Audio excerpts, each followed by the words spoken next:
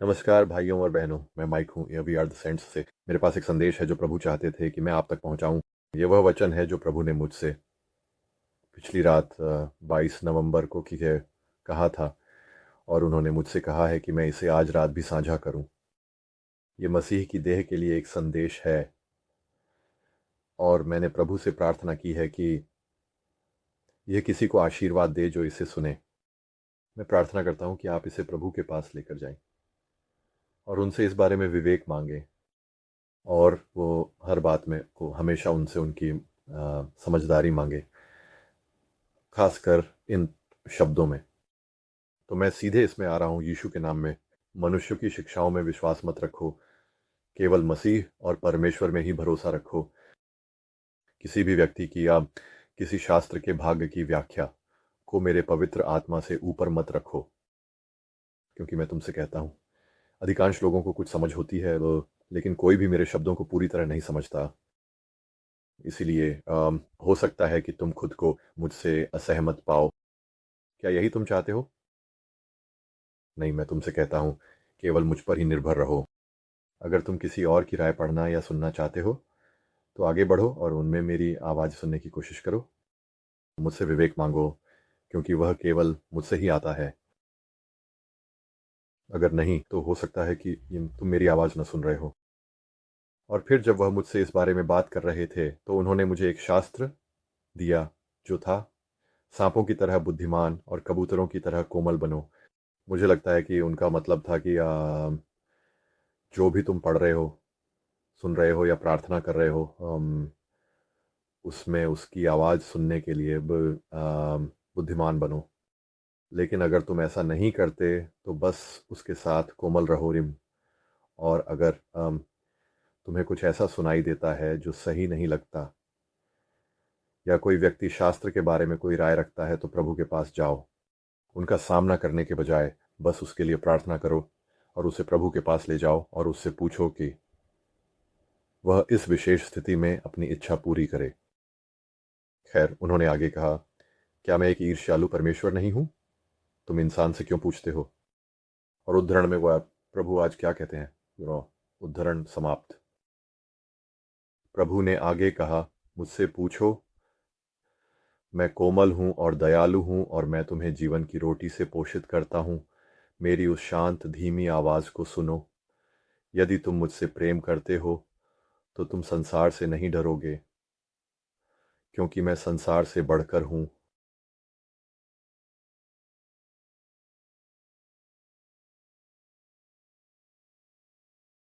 और फिर उन्होंने मुझसे उस विषय में बात की जिसके बारे में वह पहले भी मुझसे बात कर चुके थे मुझे। वह ये था कि हम हर दिन मैं अपनी टूल बेल्ट या अपने टूल चेस्ट में देखता हूँ और मुझे क्या मिलता है। वह एक प्रश्न चिन्ह है, मुझे क्या मिलता है। उन्होंने आगे कहा, क्या मुझे एक इच्छुक औजार मिलता है और मेरी रचना का एक उपकरण जो उपयोग किए जाने की प्रतीक्षा कर रहा है, या वह जाम हो गया, जंग लगा हुआ और केवल दिखने में ही औजार है। मैं ये बातें तुम्हें दोष देने के लिए नहीं कहता। मैं तुम्हारी और तुम्हारी स्थिति की चिंता करता हूँ, इसलिए मैं तुम्हें एक हल्का सा संकेत दे रहा हूँ। और यही, बिल्कुल यही महसूस हुआ जब वह मुझे ये सब बता रहे थे। सच में ये एक हल्का सा संकेत था, ये एक तरह से एक धक्का था। हम्म, उन्होंने यहाँ आगे कहा, माफ़ कीजिए, उन्होंने आगे कहा, क्या एक रैचेट वो खुद से काम करता है, या उसे एक सॉकेट की ज़रूरत होती है? तो मुझे लगता है कि यह संदेश किसी खास व्यक्ति के लिए है, वो सुपे जो इसे सुन रहा है, जो इसे सुने दे, शायद यह आपसे जुड़ जाए। और इसलिए मैं चाहता हूँ कि आप सच में इस पर ध्यान दें और इसे प्रभु के पास लेकर जाएं, और उनसे इसकी पुष्टि या विवेक के लिए प्रार्थना करें। जो ठीक है, माफ़ कीजिए, वह आगे कहते हैं, क्या वे एक साथ काम करते हैं? उम, शायद मुझे किसी अन्य विश्वासी को कोई विशेष कार्य करने के लिए प्रोत्साहित करने की ज़रूरत है। शायद मैंने दो सबसे अच्छे लोगों को चुना है, लेकिन तुम्हारी स्थिति क्या है? तो यह सवाल है। वह आगे कहते हैं, क्या एक रैचेट में कसने और ढीला करने दोनों के लिए तंत्र नहीं होता? अगर मुझे तुमसे कुछ कसवाना है लेकिन तुम्हारी स्थिति में तुम उसे ढीला कर दो तो क्या होगा। और फिर उन्होंने मुझे एक उदाहरण दिया। अभी जैसे ही यह बात हुई, एक शास्त्र से उदाहरण दिया, और यह शास्त्र का उदाहरण है, जो कुछ तुम स्वर्ग में बांधोगे वह पृथ्वी पर भी बंधेगा, जो कुछ तुम स्वर्ग में खोलोगे वह पृथ्वी पर भी खुलेगा। तो वह भी साथ में आया। खैर, उन्होंने आगे कहा, अगर मुझे उस रैचेट और सॉकेट के लिए एक एक्सटेंशन चाहिए हो तो अब समझे, आप एक पेचकस हो सकते हैं जिसका एक ही उद्देश्य है, या फिर पूरे सॉकेट सेट का हिस्सा भी हो सकते हैं।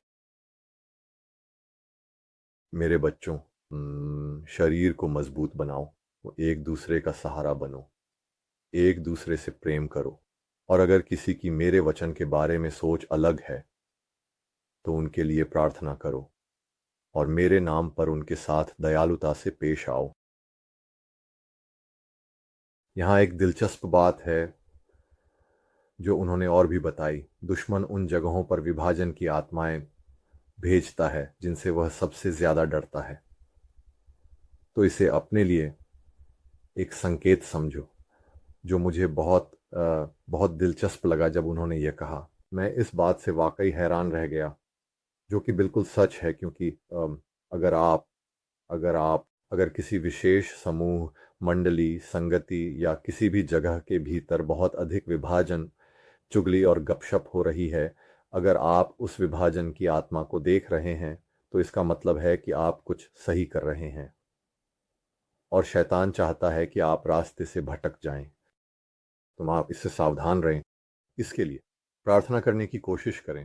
इन आत्माओं को हावी न होने दें। ठीक है, इसे प्रभु के पास ले जाएं। तो मैं इसे फिर से पढ़ने जा रहा हूं क्योंकि इसमें और भी बातें हैं। तो शत्रु उन स्थानों पर विभाजन की आत्माएं भेजता है जिनसे वह सबसे अधिक डरता है, इसलिए इसे अपने लिए एक संकेत माने।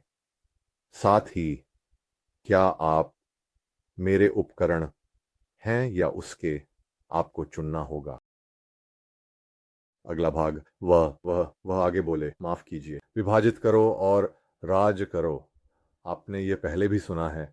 खुद को ऐसी बातों में उलझाना बंद करें, जैसे कि मुझे किस तरह के कपड़े पहनने चाहिए, किसी और के मुकाबले। क्या पुराने गॉस्पेल गीत नए गॉस्पेल गीतों से बेहतर हैं? क्या घुटनों पर प्रार्थना करना कुर्सी पर या शायद बिस्तर पर प्रार्थना करने से बेहतर है? क्या कोयर में गाना शॉवर में गाने से ज्यादा धार्मिक है? और जब उन्होंने यह कहा तो वह थोड़ी देर रुके और बोले, कृपया रुक जाइए। मैं वह देख सकता हूं जो आप नहीं देख सकते, और वह है दिल। तो मुझे लगता है कि ये उन्हीं संदेशों की ओर लौटता है जो प्रभु मुझे वर्षों से देते आ रहे हैं, और वह यह है कि सब कुछ दिल से जुड़ा है। मामले की जड़ दिल ही है।